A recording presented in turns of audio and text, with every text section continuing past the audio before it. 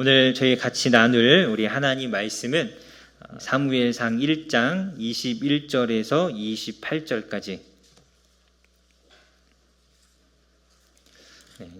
다 찾으셨으면 제가 봉독하도록 하겠습니다.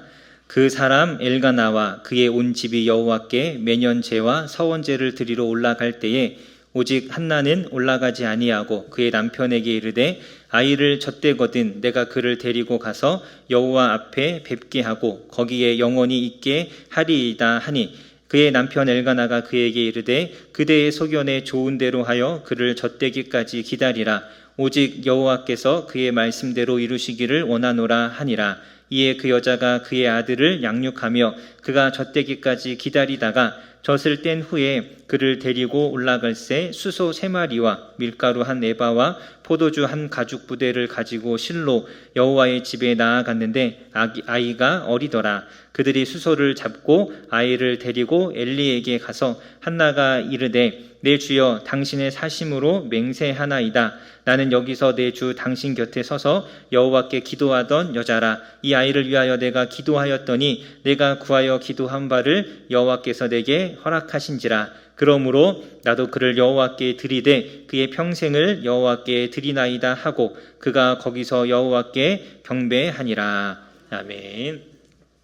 네, 오늘은 어린이 주일입니다. 어린이 주일. 그래서 보통 우리가 5월을 이제 가정의 달이라고 부르기도 하죠. 그래서 우리 어린이날도 있고 어버이날도 있습니다. 그래서 교회에서는 보통 5월 첫 주를 어린이 주일로, 둘째 주는 또 어버이 주일로, 또 교회마다 좀 차이는 있지만 셋째 주는 이제 스승의 주일로 이렇게 지키고 있습니다. 그래서 우리 어린이 주일을 좀 맞이하면서 우리가 다음 세대에 우리의 신앙과 이 믿음의 유산이라는 것을 어떻게 하면 좀 잘 물려줄 수 있는가, 이런 것들을 좀 같이 생각해 보는 시간을 좀 갖고자 합니다. 오늘 저희가 이제 사무엘상에 있는 이 말씀을 같이 읽었는데요. 사무엘상 초반부에는 우리가 잘 아는 한나의 이야기, 그리고 또 우리가 잘 아는 엘리 제사장의 두 아들 홈니와 비느하스의 이야기가 번갈아 가면서 계속해서 등장을 합니다. 그래서 영적으로 좀 어두운 시대였죠. 사사시대. 이 사사시대 말이었는데 모든 사람이 각자 자기의 소견에 옳은 대로 행할 때, 자기 멋대로 살아가는 그때에 한 사람에서는 믿음 안에 하나님 앞에 쓰임받는 귀한 일꾼이 나오고, 한 가정에서는 하나님의 일꾼의 자리에 있지만 하나님 앞에 불량한 사람이라고 평가를 받는 홈니와 비느하스가 나오게 됩니다. 도대체 어디에서 이런 차이가 온 것인지, 둘 다 믿음의 가정이었는데 왜 한 가정에서는 이 믿음의 이 귀한 일꾼이 자랐고 한 가정에서는 하나님 앞에 불량한 자가 나왔는가? 우리가 이것들을 물론 우리가 다 알 수는 없겠지만 좀 이렇게 말씀을 통해서 몇 가지를 같이 좀 살펴보고자 합니다. 오늘 이제 말씀 우리가 이제 읽기는 1장 21절부터 읽었는데요. 전체적으로 앞부분을 좀 같이 살펴보도록 하겠습니다. 우리 먼저 우리 엘리와 엘리의 두 아들 홈니와 비느하스에 대해서, 이 가정에 대해서 우리가 먼저 살펴보려고 하는데요. 엘리는 사사시대 사무엘이 태어날 때 제사장으로 이스라엘을 섬기던 제사장입니다. 그래서 그에게는 두 아들이 있었고 그 이름이 홈니와 비느하스이죠. 그래서 이 사무엘이 태어날 당시에는 이 엘리가 나이가 많았기 때문에 홈니와 비느하스 그 두 아들이 이 아버지의 뒤를 이어서 제사장의 직무를 보고 있었습니다. 2장 12절 저희가 읽진 않았지만 2장 12절 말씀을 한번 같이 보도록 하겠습니다. 우리 성경책을 같이 한번 찾아보겠습니다. 2장 12절 우리 찾으셨으면 같이 한 목소리로 읽도록 하겠습니다. 시작. 엘리의 아들들은 행실이 나빠 여호와를 알지 못하더라. 분명 제사장의 집안이고 제사장의 아들로서 이 제사장의 직무를 감당하고 있었는데, 성경은 이 제사장의 역할을 하고 있는, 직무를 감당하고 있는 홈니와 비느하스를 여호와 앞에 행실이 나쁜 사람, 행실이 불량한 사람, 심지어 여호와를 알지 못하는 사람이라고 이렇게 소개합니다. 왜 이들이 하나님을 알지 못하고 행실이 나빴는가? 이 대표적인 것 두 가지를 오늘 성경에서는 설명하는데요. 2장 13절부터 17절에 보면 이들은 하나님의 제사를 멸시했습니다. 제사를 감당하고 제사를 진행하는 사람들이었는데 자신들이 맡아서 진행하는 제사를 멸시한 것이죠. 지금으로 치면 제가 목사인데 설교 준비를 대충 하고 어디 인터넷에서 그냥 설교 막 이렇게 문 하나 가져다가 예배 시간에 대충 읽고 끝나고 뭐 이렇게 이제 한 것이죠. 그렇게 제사를 멸시했습니다. 13절부터 보면 이들이 제사를 드릴 때에 원래는 아마 이제 제사장의 몫의 고기를 가져가는 것으로 보아서 이것은 아마 화목제인 것 같습니다. 속건제와 속제, 우리 수요일날 공부하고 있죠. 속제제와 속건제는 전부 다 제사장의 몫이기 때문에 뭐 골라서 가져갈 이유가 없고 번제는 다 드리는 것이기 때문에 가져갈 것이 없는데 고기를 이렇게 가져간다라는 건 이 화목제인 것 같은데 화목제를 드리고 있을 때 제사장들은 원래 그 자신들의 몫으로 그 제물의 오른쪽 뒷다리를 가져가게 되어 있습니다. 그런데 오늘 말씀 13절에 보면 이들이 고기를 삶는 그 냄비에 새 갈고리를 찔러 넣어서 나오는 것 아무거나, 그러니까 살이 가장 많고 큰 것을 자기들이 챙겨가는 거죠. 원래는 정해진 것을 가져가야 되는데 그러지 않고 자기 마음대로 더 좋은 것을 가져가기 위해서 이렇게 이 하나님의 말씀을 어기고 있습니다. 심지어 15절에 보면 기름을 태우기도 전에, 원래 화목제는 그 제물의 내장과 그 기름을 태우게 되어 있잖아요. 그러니까 제사를 이미 드리기 전에 먼저 그 각을 뜬 그 고기들을 중에 일부를 내가 가져가겠다. 원래는 제사를 드리고 나서 가져가야 하고 정해진 부분을 가져가야 하는데 이들은 삶은 고기를 원하지 않아서 여기서 이제 구워 드릴 고기를 내라라고 하죠. 아마 스테이크처럼 그렇게 먹었는지 잘 모르겠지만 그런 어떤 덜 익은 그런 고기를 원했던 것 같습니다. 그러니까 자신들의 원함에 따라서 제사 절차를 완전히 무시하고 제사를 집례하는 제사장이 그것을 완전히 무시하고 그냥 자기 마음대로 행한 것이죠. 예배 시간이 딱 돼서 사람들이 이렇게 모여서 예배를 드리려고 하는데 목사님 제가 나와서 오늘은 설교만 먼저 하고 끝냅시다. 그러고 설교 대충 하고 그냥 예배 아무것도 안 하고 끝내는 거랑 다를 바가 없는 것이죠. 그런 식으로 하나님의 제사를 멸시하고 하나님 자체를 멸시했습니다. 그래서 16절에 보면 심지어 뭐라고 이야기하냐면 이 제사장의 사환이 말하기를 지금 내라. 그렇지 않으면 내가 억지로 빼앗겠다. 강제로 빼앗아 가겠다라고 협박할 만큼 이 하나님의 제사를 완전히 무시하고 있습니다. 그래서 17절에 분명하게 이 소년들의 죄가 여호와 앞에 심히 크면 그들이 여호와의 제사를 멸시했다라고 이야기합니다. 그래서 하나님을 멸시하는, 하나님의 제사를 멸시하는 제사장들이었습니다. 이들은 제사장으로 자라왔죠. 자기의 아버지의 뒤를 이어서 제사장이 될 사람이었고 그렇기 때문에 아버지로부터 제사를 어떻게 드리는지, 제사를 왜 드려야 하는지, 그리고 제사를 받으시는 하나님은 어떠한 분인지, 제사의 의미가 무엇인지를 어려서부터 듣고 배우고 자라온 사람들입니다. 그들은 하나님을 모르지 않고 제사를 어떻게 드려야 하는지를 모르지 않죠. 지금으로 이야기하면 어떻게 보면 목사님 가정에서 아니면 장로님들 가정에서 신실하게 이 믿음 안에서 자라왔던 사람들인데 성경은 그들을 향해서 하나님을 알지 못한다, 하나님을 멸시한다라고 이야기합니다. 두 번째로 또 이들이 어떠한 죄를 행하였는가? 2장 22절을 저희 같이 한번 읽어보도록 하겠습니다. 2장 22절 같이 읽겠습니다. 시작. 엘리가 매우 늙었더니 그의 아들들이 온 이스라엘에게 행한 모든 일과 회막문에서 수종드는 여인들과 동침하였음을 듣고, 이들이 회막문에서 수종드는 여인들과 동침합니다. 이 회막에서 여러 가지 잡다한 일들이 많기 때문에 그러한 일에 자기를 헌신해서 서원하고 하나님 앞에 드리고 수종드는 그러한 사람들이 있었는데 그들과 동침한 것이죠. 이것은 정상적인 결혼 관계를 의미하는 것이 아닙니다. 여기 말씀해 보면 여인들이라고 되어 있습니다. 한 번에 그친 것도 아니고 여러 번에 걸쳐서 여러 명들을 어떻게 보면 제사장이라는 지위를 이용해서 이렇게 유린한 것이죠. 그러니까 엄청 악한 일들을 지금 이 홈리와 비느하스가 행한 것입니다. 하나님을 그 누구보다 잘 알아서 하나님을 알려주어야 할 제사장들이 정말 하나님께서 정말 너무나 싫어하시고 원하시지 않는 그 하나님 앞에 죄악된 것들을 누구보다 앞장서서 행하고 있는 것이죠.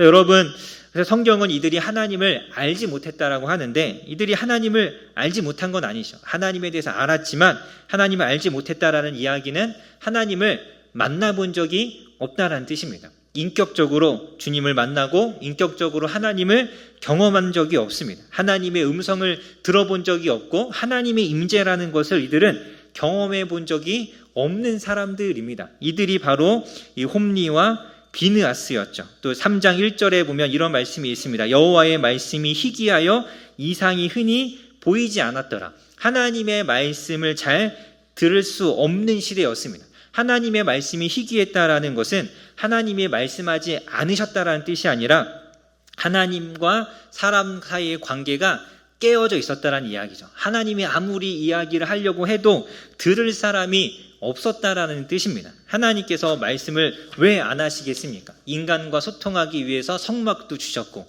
인간과 소통하기 위해서 예수님까지 보내주신 분이 하나님이신데 삐지셨다고 이들이 죄가 많다고 입을 닫으시는 분이 아니십니다. 하나님의 말씀을 들을 사람이 없었던 것이죠. 제사장들이 하나님의 말씀을 들어서 그것을 사람들에게 알려주어야 하는데 이들이 하나님께 관심이 없었고 하나님의 말씀을 듣지 않았기 때문에 말씀이 희귀한 때가 된 것입니다. 그래서 이들의 이 악행, 이들의 이 죄악들, 이것이 어떻게 이들이 믿음의 가정에서 자라면서 어떻게 이러한 사람들이 될 수 있었는가?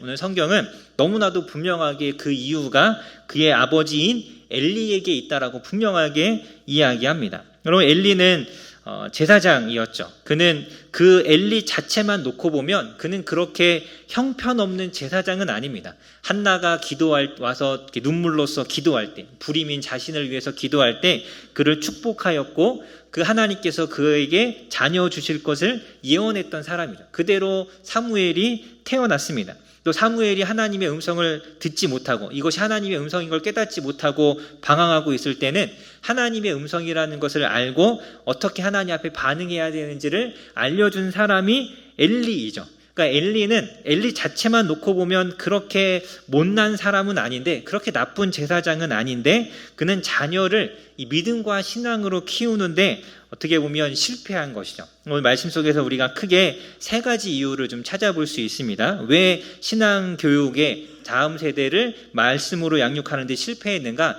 첫 번째는 엘리가 스스로가 하나님 말씀에 귀를 기울이지 않았습니다. 그러니까 제사장으로서의 역할은 잘했지만 하나님의 말씀을 듣고 그것을 사람들에게 알려주고 하는 이 역할은 잘하지 못한 것이죠. 그래서 우리 좀 전에 제가 읽었던 말씀인데요. 사무엘서 3장 1절 다 같이 한번 읽어보도록 하겠습니다. 시작.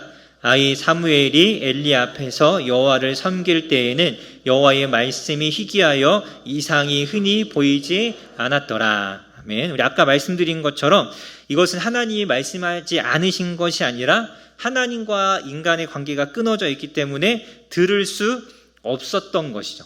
이 제사장 엘리는 하나님의 말씀을 듣고 그 하나님의 말씀을 구하고 그것을 사람들에게 알려주어야 하는 사람입니다. 율법을 가르쳐야 할 책임과 역할이 이 엘리에게 제사장에게 있었습니다. 그런데 그것을 그는 아마 잘 하지 못한 것 같습니다. 2장 27절에도 보면 2장 27절에 하나님의 사람이 엘리에게 와서 하나님의 말씀을 전해줍니다. 그래서 2장 36절까지 이 하나님의 사람이 하나님의 말씀을 전해주는데 그런데 이 하나님의 말씀이 전해질 때 엘리의 모습을 잘 보면 엘리는 이 하나님의 말씀을 귀담아 듣지 않습니다. 하나님의 사람이 말씀이 선포되었는데 주로 이제 엘리가 아들들을 너무 사랑해서 제대로 교육하지 못하는 것에 대한 책망이었죠.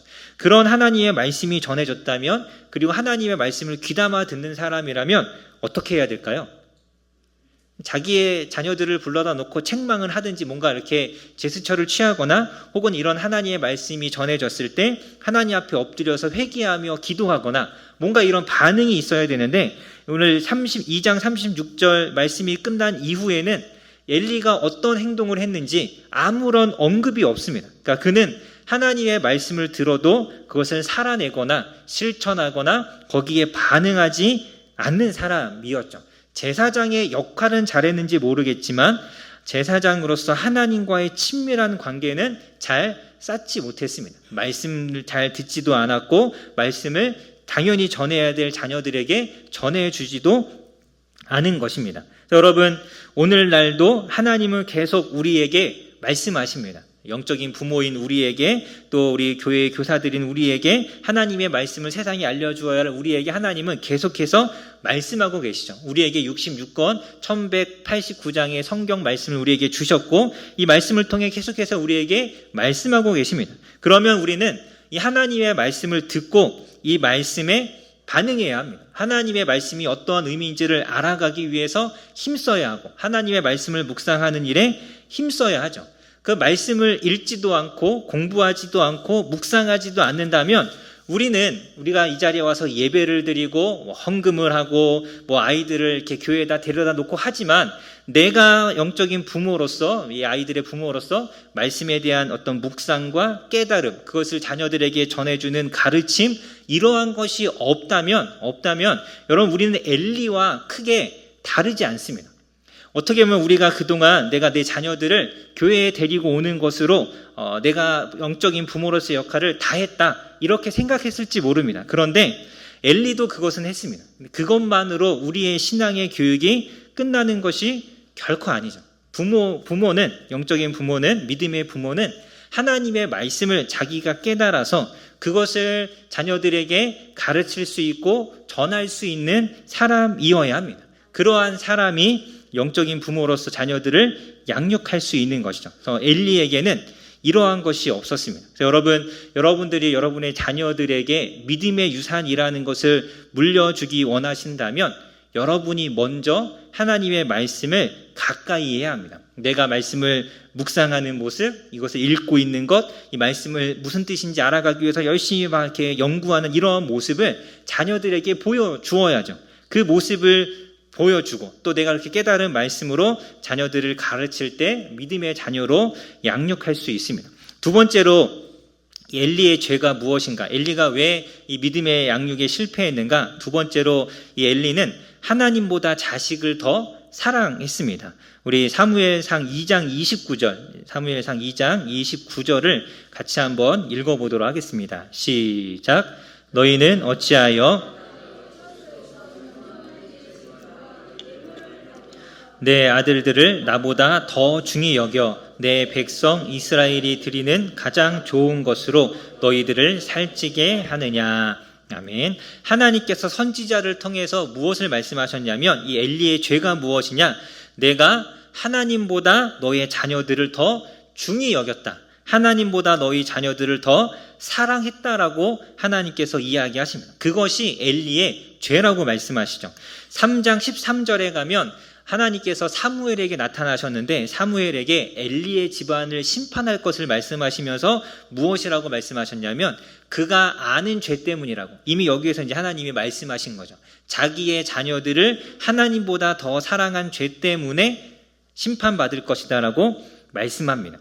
여러분, 이 홈리와 비느하스가 제사를 멸시하고 회막에 수종드는 여인들과 동침한 것을 알면서도 그냥 그러지 말아라, 이 한마디로 이 자녀들에 대한 훈계와 신앙의 교육을 엘리는 끝내버렸습니다. 그 죄악에서 돌이킬 수 있도록 계속해서 권면하고, 권면해도 듣지 않는다면 강력한 훈계를 통해서, 때로는 제사장으로서 합당한 일을 하지 못하고 있기 때문에 그 제사장의 직을 박탈하면서까지라도 이 자신의 자녀들에게 무엇이 하나님 앞에 올바른 것인가, 이 믿음의 양육을 했어야 되는데 엘리는 그러지 않은 것이죠. 여러분, 인간적으로 보면 엘리는 굉장히 좋은 아버지죠. 이렇게 안정적인 직장을 가지고 있었잖아요. 절대 없어지지 않을 대제사장이란 직을 가지고 있었고 그것을 자신의 아들인 홈리와 비느하스에게 물려주었습니다. 안정적인 수입을 얻을 수 있고 또 오늘 말씀에 있는 것처럼 원하면 자기들이 막 먹고 싶은 거 막 가져다가 먹는 그러한 자리에 이렇게 아들들을 두었죠. 아들들의 입장에서 이 엘리만큼 좋은 아버지가 어디 있겠습니까? 요즘 세상이 원하는 좋은 아버지가 그런 아버지 아닙니까? 그런데 그는 하나님 앞에 정말 결코 좋지 않은 아버지이죠. 결코 신실한 아버지는 아니었습니다. 하나님에 대해서 알려주지 않았습니다. 그렇게 하나님을 멸시하면 하나님의 심판이 있을 것이라는 것을 알려주지 않았고, 하나님 앞에 옳지 않은 것을 어떻게 바꾸어야 하는지를 알려주지 않았습니다. 하나님의 제사를 멸시하고 제대로 하나님 앞에 나아가지 않을 때 그것이 틀렸다라는 것을 알려주지 않았고 그대로 방치했죠. 이것이 엘리가 행한 죄인 것입니다. 성경은 이것을 죄라고 말합니다. 내가 내 자식을 사랑했는데 내 자녀를 사랑한 것이 하나님 앞에 죄가 될 수 있다라고 말합니다. 여러분, 자녀를 사랑하는 것은 죄가 아니지만 하나님보다 자녀를 더 사랑한다면 그것은 죄가 되는 것이죠. 엘리의 이 사랑 때문에 이스라엘의 제사 전체가 다 망가져 버렸습니다. 제사를 드리는 사람의 입장에서 제사를 멸시하고 절차를 따르지 않는 제사장이 있는데 자기 마음대로 행하는데 하나님께서 그들을 그대로 내버려 두신다면, 그들에게 하나님의 공의와 정의가 전혀 나타나지 않는다면 제사를 드리는 사람들이 어떻게 하나님을 존중하고 하나님을 경배할 수 있겠습니까? 그들도 의심하겠죠. 하나님이 어떻게 저런 사람들을 그대로 두실까? 이 엘리의 방치로 인하여서 이스라엘 전체가 하나님에 대한 경외를 잃어가고 있는 것이죠. 여러분, 이 자녀를 하나님보다 더 사랑하는 것, 이것은 우상이 될 수 있습니다. 여러분, 우리 모두는 사실 자녀들을 엄청 사랑하죠. 여기 계신 분들 다 모두가 마찬가지겠지만 자녀를 위해서라면 자기 목숨도 아깝지 않은 것이 부모의 마음이지 않습니까? 부모의 마음인데, 그렇지만 이것이 자녀를 사랑하는 것이 너무나 당연한 것이지만, 자녀를 사랑하는 것이 당연한 것이지만 자녀를 사랑하는 것과 자녀가 우상이 되는 것은 완전히 다른 일입니다. 여러분, 우리가 이것을 잘 구분해야 합니다. 엘리는 이것을 구분하지 못했고 자신의 자녀들이 자기의 우상이 되어버렸죠. 세 번째로 이 엘리가 잘못한 것이 무엇이냐? 그는 자녀들을 위해 간절히 기도하지 못했습니다. 기도가 없었습니다. 우리 2장 27절부터 36절 이 하나님의 사람이 이 홈리와 비느하스의 죄를 지적하면서 이렇게 이 심판에 대해서 이야기했을 때, 또 사무엘상 3장 10절부터 14절에 이 사무엘을 통해서 하나님께서 똑같은 이야기를 한번 또 해주십니다. 두 번이나 홈리와 비느하스의 죄에 대해서 말씀하시고 그것으로 인한 심판을 하나님께서 두 번이나 말씀하셨습니다. 여러분, 한 번도 아니고 두 번이나 이야기했다라는 건 어떤 의미일까요? 이제라도 제발 정신을 좀 차리라는 이야기죠. 여러분, 이렇게 자녀들을 양육할 때도 정신 차리기를 바라니까 계속 하는 이야기죠. 포기하면 한 번 얘기하고 더 이상 이야기하지 않습니다. 하나님이 두 번이나 말씀하셨다라는 것은, 그것은 엘리에게 기회를 주시는 겁니다. 지금이라도 너라도 좀 엎드려서 회개하고 지금이라도 이 잘못된 것을 바로 잡아라. 하나님께서 기회를 주시는 것인데, 이런 두 번의 말씀을 듣고 나서도 엘리는 이 문제에 대해서 기도하지 않습니다. 이것도 굉장히 사실 놀랍죠. 오히려 사무엘이 하나님의 말씀을 전했을 때 이 엘리가 무엇이라고 이야기하냐면, 우리 한번 찾아볼까요? 3장 18절 3장 18절 한번 같이 읽어보도록 하겠습니다. 시작. 사무엘이 그것을 그에게 자세히 말하고 조금도 숨기지 아니하니 그가 이르되 이는 여호와시니 선하신 대로 하실 것이니라 하니라.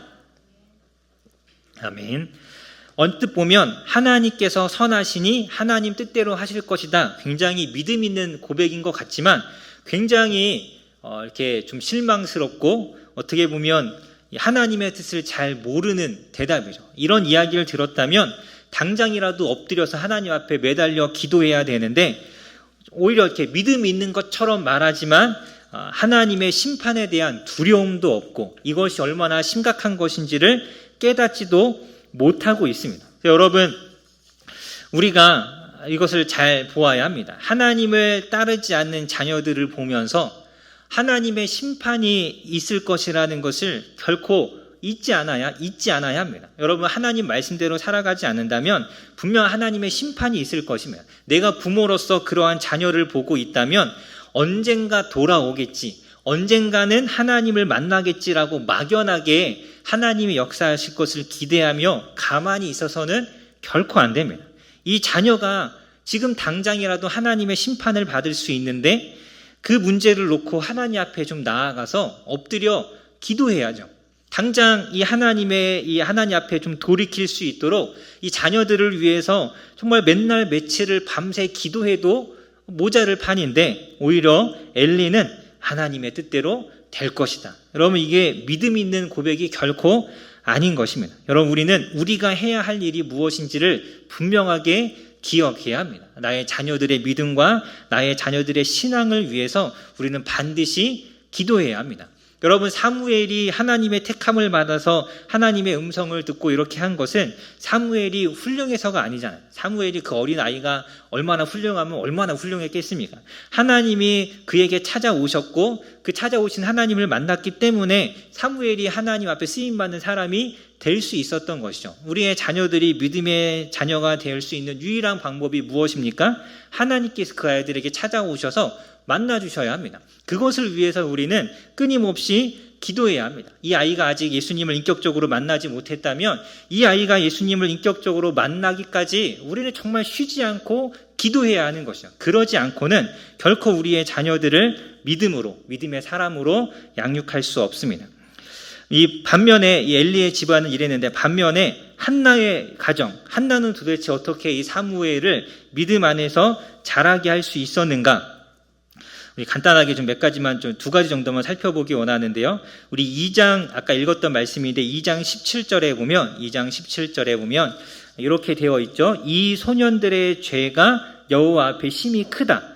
홈리와 비느하스를 소년이라고 표현했습니다. 히브리어로는 나아르라는 단어인데 이 홈리와 비느하스는 사실 소년이라고 하기에는 나이가 좀 많은 사람들이죠. 나중에 가면 홈리와 비느하스에게는 아내도 있었고 자녀도 있었습니다. 그리고 율법적으로 이렇게 민수기 4장과 8장에 보면 이 레위인들은 보통 25세에서 30세가 넘어야 제사장의 어떤 역할들을 할 수 있었습니다. 심지어 이제 대제사장 같은 경우는 종신제였기 때문에 자기의 아버지가 그만두거나 그 죽고 난 이후에 아들들이 그것을 물려받았죠. 그러니까 홈리와 비느하스, 엘리도 나이가 많아서 물려준 것이기 때문에 홈리와 비느하스도 나이가 그렇게 적지 않았을 것입니다. 그런데 여기에 나아르라고 표현한 이유는 18절에 나오는 사무엘과 비교하기 위해서죠. 사무엘은 어렸을 때에 세마포 옷을 입었다라고 18절에 되어 있는데 이 어렸을 때라는 단어가 나아르입니다. 사무엘이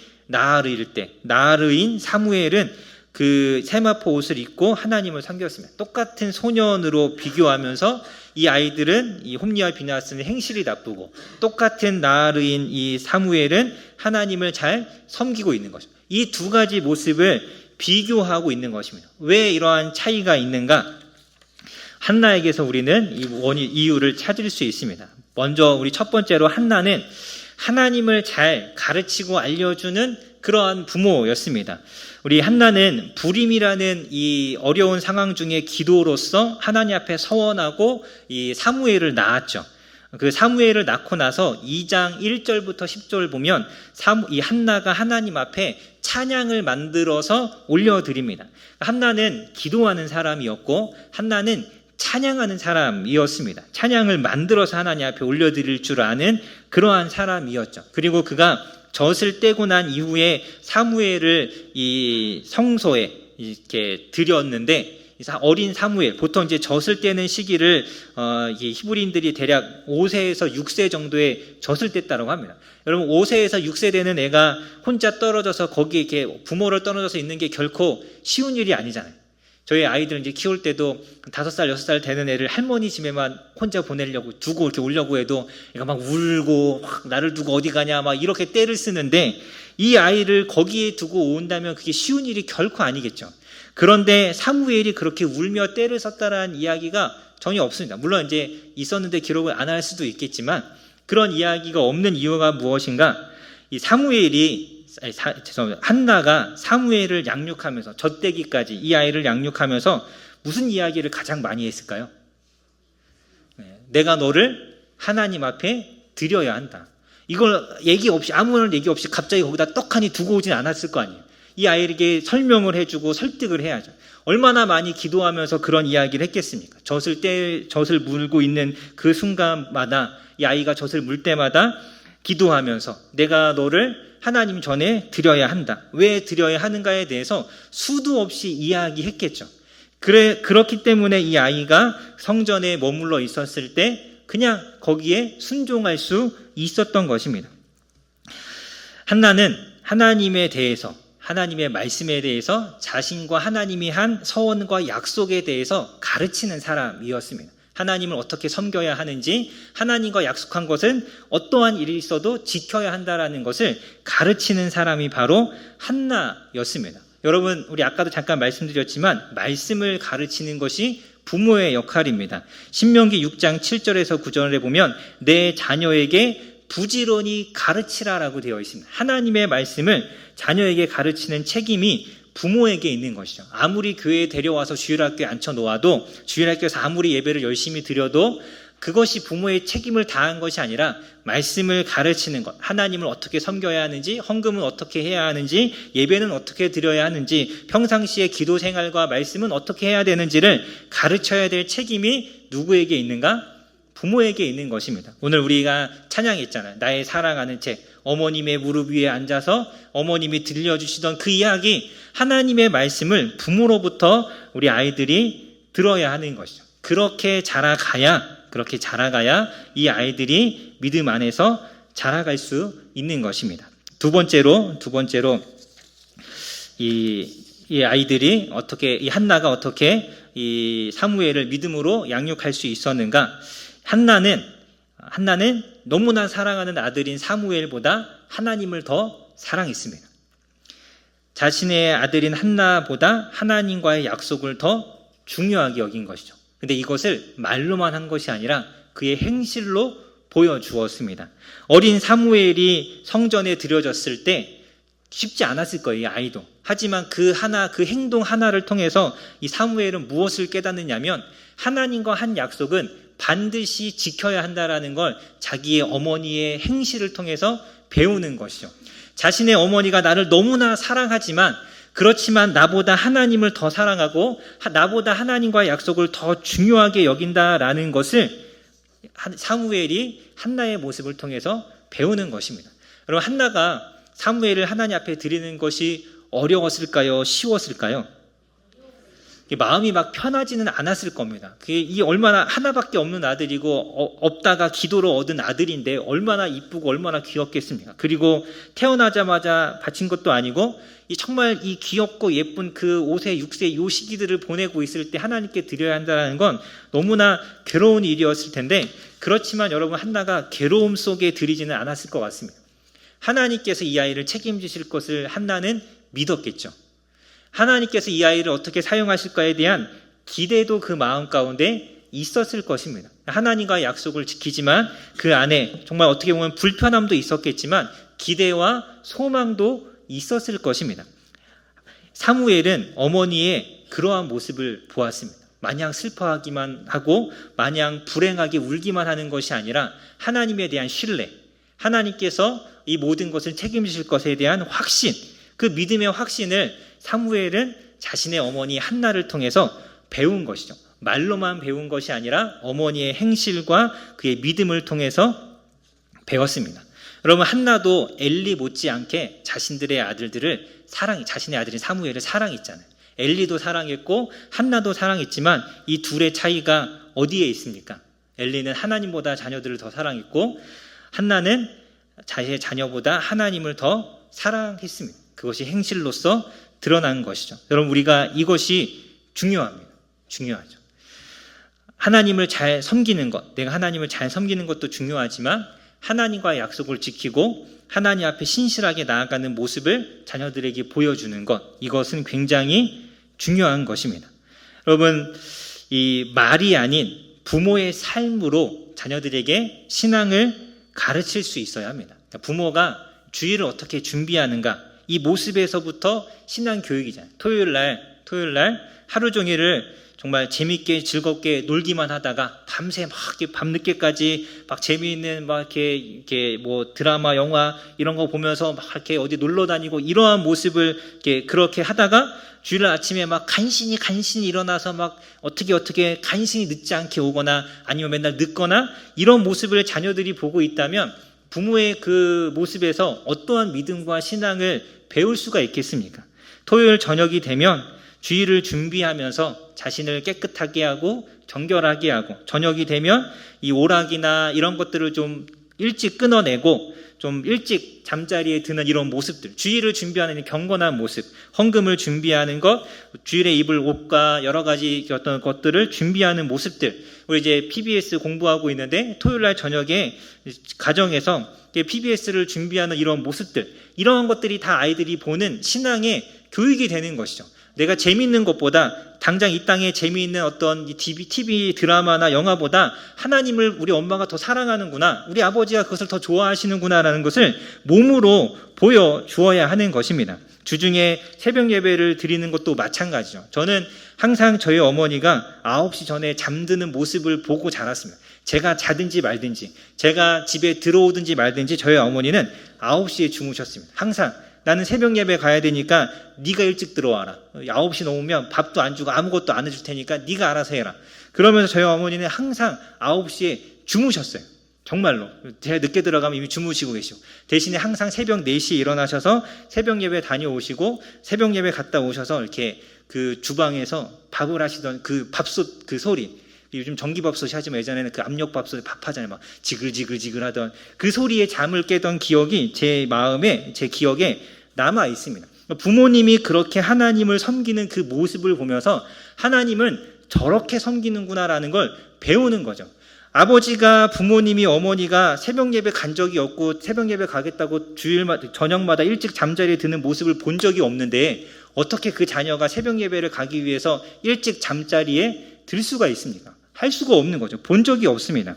어떻게 성경을 읽어야 하는지, 어떻게 살아야 하는지, 이 땅에서 돈보다 예배가 중요하다는 것을 말이 아니라 부모의 삶으로 배워야죠. 세상의 재미와 즐거움보다 말씀이 더 좋다라는 것을 말씀을 가까이 하는 부모의 모습을 통해서 배워야 하는 것입니다. 하나님보다 더 사랑하는 것이 있어서는 안 된다라는 것, 하나님이 가장 중요하다라는 것을, 하나님이 우선시되는 그 모습을 통해서 자녀들이 배워야 하는 것입니다.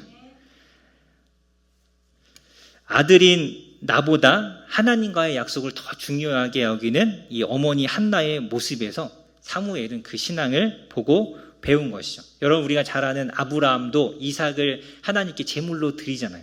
여러분, 이삭이 얼마나 큰 충격을 받았겠습니까? 왜 자기를 죽이려고 했을 때 얼마나 놀랐겠어요.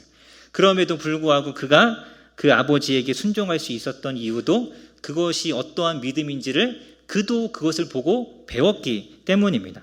그럼 부모가 교회 와서 봉사하는 모습, 시간이 있을 때마다 교회 와서 기도하는 모습, 그러한 것들을 통해서 자녀들은 믿음을 보고 배우는 것입니다. 뭐 아무것도 할 것이 없어도 그냥 교회에 와 있는 모습, 때로는 내가 기도하는데, 우리가 예배하는데, 우리가 말씀 공부하는데 아이들이 막 뛰놀고 다니면서 막 어지럽고 시끄럽게 한다 할지라도 그럼에도 불구하고 말씀에 집중하고 말씀을 같이 나누고 예배하는 그런 모습을 아이들이 보고 자라면서 신앙을 갖는 것이죠. 여러분, 예배 시간에 아이들이 뛰어논다고 이렇게 쫓아내실 필요 없습니다. 그렇게 막 뛰어다니고 소리를 질러도 그럼에도 불구하고 그 아이들은 그러면서 우리가 예배드리는 것을 보는 것이죠. 그들이 이럴 때도 하나님께 집중하여 예배하는 모습을 보고 배우는 것입니다. 예배는 저렇게 드리는구나. 말로써 하는 것이 아니라 우리의 행실로서 보여져야 합니다. 여러분, 여러분의 자녀들에게 한 번씩 물어보셨으면 좋겠습니다. 내가 보기에 너의 아빠는 무엇을 가장 중요하게 생각하는 것 같냐? 여러분, 한번 이렇게 여러분 질문해 보시기 원합니다. 이 아이들의 입에서 교회요, 하나님, 예수님, 성경 이런 것이 나온다면 신앙의 모습을 잘 보여준 것이겠죠. 그런데 그런 것이 나오는 것이 아니라 아빠는 무엇이 가장 중요한 것 같아라고 물어봤는데 돈이요, 뭐 회사요, 운동이요, 낮잠이요, 이런 것이 나온다면 여러분, 우리는 반성하고 회개해야 합니다. 우리는 한나의 삶이 아니라 엘리의 삶을 살아간 것이죠. 여러분, 우리 교회 이제 뭐 다음 세대 주일학교뿐만 아니라 우리 3040, 우리 흔히 3040이라고 하는 30대 40대도 우리의 신앙의 모습을 우리가 좀 잘 보여주어야겠죠. 그분들도 신앙생활을 할 수 있도록 우리가 관심을 가지고 귀를 기울여야 합니다. 교회마다 3040의 세대가 줄어들고 있습니다. 없습니다. 거의 없죠. 이 이유는 아마 이 3040이 다음 세대일 때부터, 그들이 어렸을 때부터 그런 믿음의 신앙과의 모습을 제대로 배우지 못했기 때문일 수도 있습니다. 여러분, 지금이라도 우리가 이 신앙을 위해서, 이 믿음의 유산을 잘 물려주기 위해서 힘써야 합니다. 여러분, 우리 스스로를 좀 돌아보면서 오늘 말씀처럼 내가 정말 하나님보다 다른 것을 더 사랑하고 있지는 않은지, 하나님 말씀을 가르치고 있는지, 또 정말 자녀들을 위해 내가 간절히 기도하고 있는지 우리 자신을 좀 돌아보면서 혹여나 하나님 앞에 좀 이렇게 엘리야와 같은 불신앙적인 모습이 있다면 그럼 회개하셔야 합니다. 회개하고 하나님 앞에 통곡하고 자복하고 정말 하나님 앞에 나를 먼저 바꾸어 달라고 기도하시면서 하나님 앞에 신앙의 부모로서 믿음의 본을 보이시고 우리 다음 세대를 믿음 안에 잘 양육해 가시는 우리 원일교회 성도님들 되시기를 간절히 소망합니다.